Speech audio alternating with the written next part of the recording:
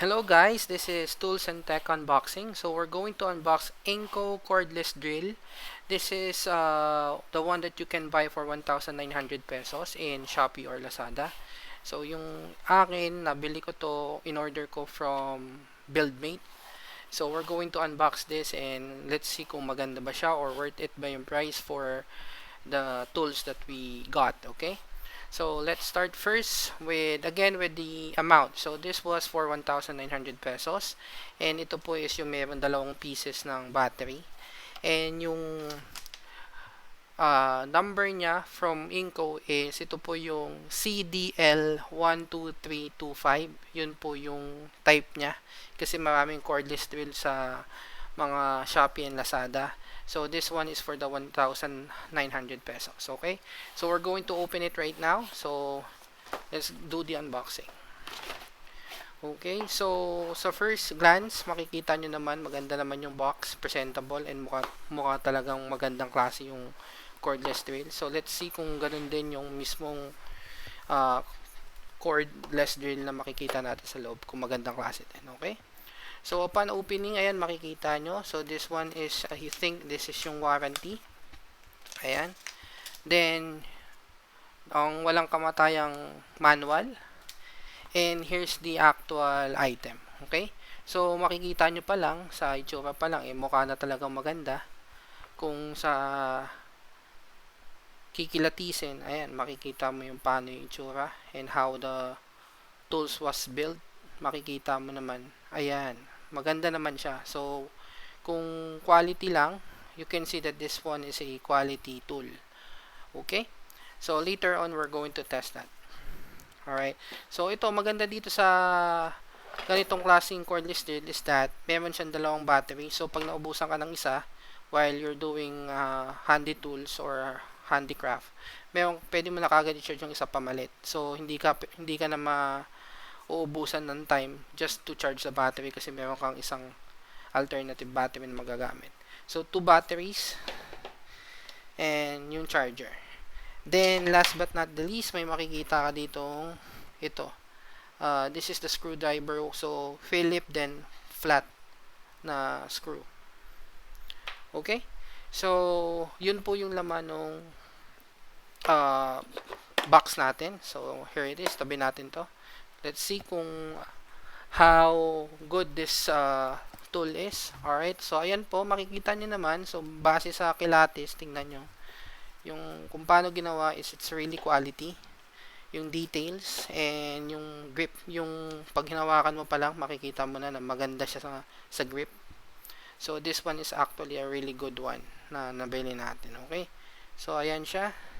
So CDL12325, yan ang type niya. So 12 volts. Okay, so this one is yung battery. So lalagay na natin yung battery, madali lang naman yan. I-check nyo lang yung manual kung paano. Okay? Alright, so pag kikilatisin nyo yung mga ganitong cordless battery, cordless drill, dalawang beses na kasi ako nakabili ng ganito. Yung isa is yung mumurahin lang. So, ang always na titingnan mo is number 1 is yung dulo nito. Ito. Alright. Ayan. Kailangan makita mo yan na pantay. Kasi kung hindi yan pantay, yung nguso niya, hindi yan pantay. Magkakaproblema ka niya pag naglagay ka ng drill. Na kunyari drill bit ng pang wood or pang concrete or pang steel. Pag hindi yan pantay, pag nilagay mo yon hindi din pantay. Medyo gumagewang yung ikot. So, hindi maganda yung ikot, masisira lang yung drill bit mo. So, yan ang unang mong titingnan first and foremost. Pag yan, tabingi. Pag ito tabingi, ibalik mo na. Okay?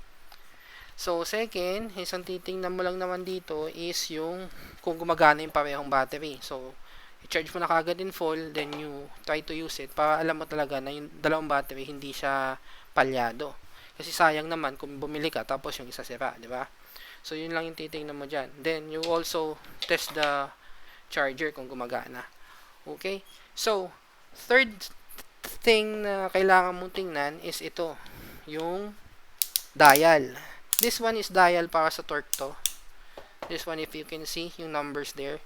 Ayan is ginagamit yan para sa torque. So, once you're driving a screw, so, kailangan na depende yung torque kung gaano katigas yung kailangan mong puwersa para maibaon siya. So, these are the dials. So, titingnan mo yan isa-isa you try to rotate it kung dahan-dahan, and you test each one kung gumagana yan.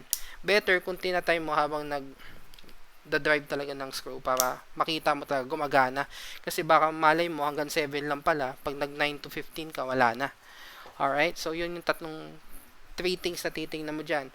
Una, ito dapat pantay para sureball na hindi ka magkakaproblema pag nagde-drill ka. Second is yung battery, kung talagang parehong gumagana. And yung dial. Make sure na yung dial gumagana. And even the drill, kasi isi-switch mo yan sa drill. Ayan. Ito yung arrow, isi-switch mo yan dyan kung gumagana lahat ng dial. Okay? So ito, speed niya, speed 1, speed 2. So, commonly, speed 1 yan yung pag magda-drive ka ng yung medyo mabagal. So, dahan-dahan yung ikot niya. But if you're using drill, that's speed 2. Punta mo na speed 2. Ito yung mas mabilis na, okay? So, meron naman siyang feature na reverse. So, clockwise and counterclockwise. Kasi commonly, clockwise yung pag maglalak ka ng mga screws. While, pag nag-a-unlock ka, is counterclockwise. So, ayun, meron naman siyang function, ayan. Counterclockwise and clockwise, pipindutin mo lang. So, there. So, as you can see, maganda naman yung quality for worth 1,900. Hindi ka nalugi. Kasi maganda naman. Yung grip is maganda. Yung build is maganda. Okay naman. And, kung kukumpara mo dun sa ibang mga tinitindan drill, yun, baka mabilis na masira. Katulad yung una ko nabili na Mitsubishi.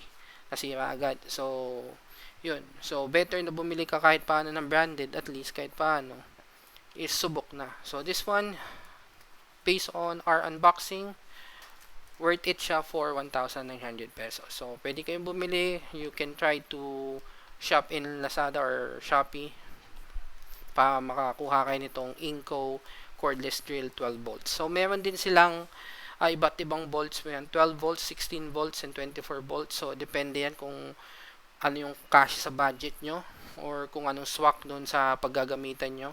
So, the higher the price, the more it is for heavy work kasi yung built nun is more of heavy work pag mas malaki na yung volts na nakalagay doon sa cordless drill. Okay? So, there you have it. As you can see, Ingco cordless drill. So, itatry ko to. Ito yung gagamitin ko sa mga work ko sa handicraft. So, let's see about it. Okay? Thank you and have a good day. This is Tools and Tech Unboxing. Bye-bye!